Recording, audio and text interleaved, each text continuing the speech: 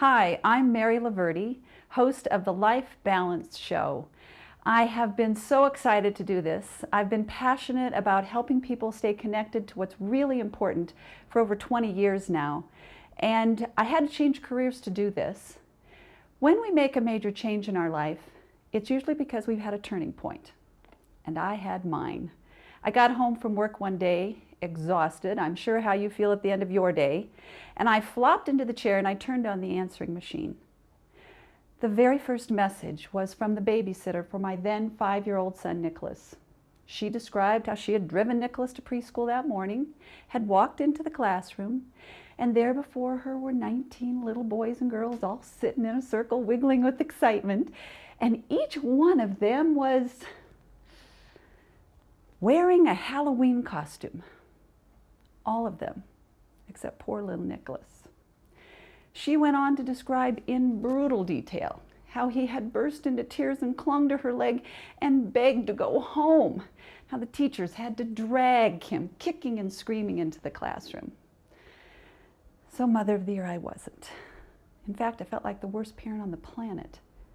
Despite my best efforts to keep all those plates spinning, I had let one fall. I had humiliated my child in front of his peers.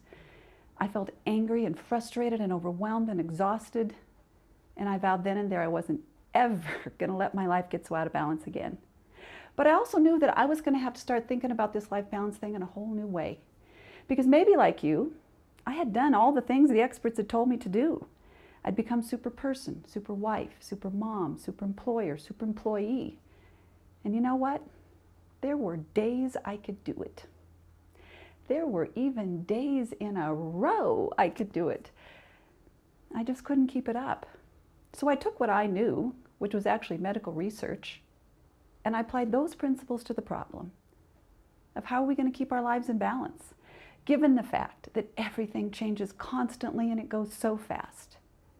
If there's only really one thing I want you to remember from this show, it's this next sentence.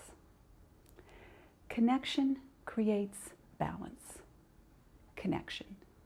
It might be the connection that you make with yourself. When you meditate or you pray, you allow yourself to experience some silence. You commune with nature.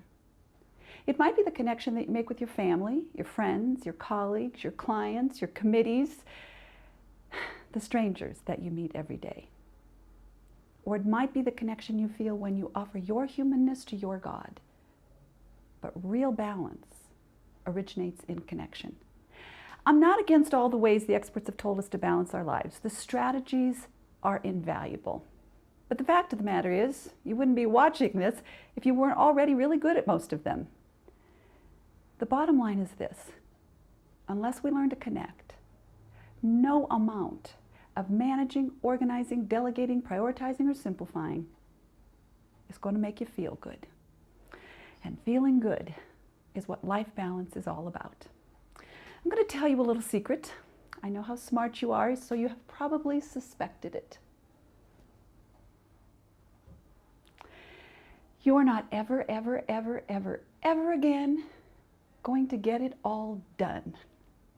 The proverbial they can now think it up so much faster than we could possibly accomplish it.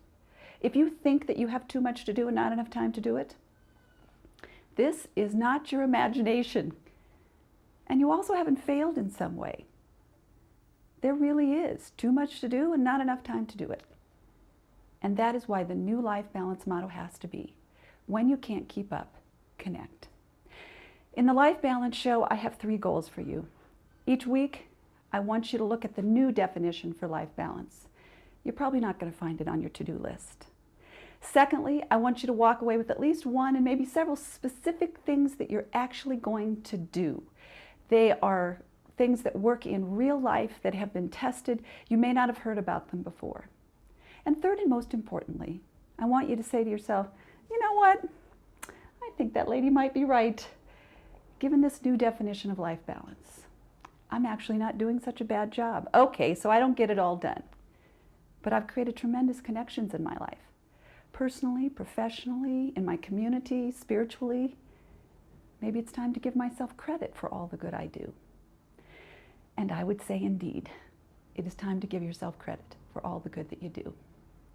And now, in the spirit of Paul Harvey and the rest of the story, for the Halloween catastrophe, I am sitting there listening to this heinous crime that I have committed, failing to send my child to school properly costumed. On the food chain, I feel like I'm about one step above the common garden slug, and I'm pretty sure the doorbell's going to ring, and it's going to be social services revoking my parenting permit. Well, the doorbell does ring, but instead of social services, it's Nicholas home from school. I took one little look at his face and I said, "Oh, honey, I am so sorry for forgetting your costume." He said, "Oh, Mom, it was awful. I cried and I cried. But then I found out you get candy anyway. So I thought I should just go and have a good time." And I said, "You know, Nick, I feel terrible for letting you down. But do you know what I have? I have the neatest little boy in the world." And he threw his arms around me and he said, "Oh, Mom, don't worry about it. I still love you." And I knew then what balance is all about. It turns out we don't need a costume. We don't need to be perfect. We don't need to get it all done. What we need to understand is that connection creates balance. I hope that you will take this, send it to all your friends. If ever there was a time on the planet when we needed to help each other connect with what was really important, it's now. And so until the next show, please remember, when you can't keep up, connect.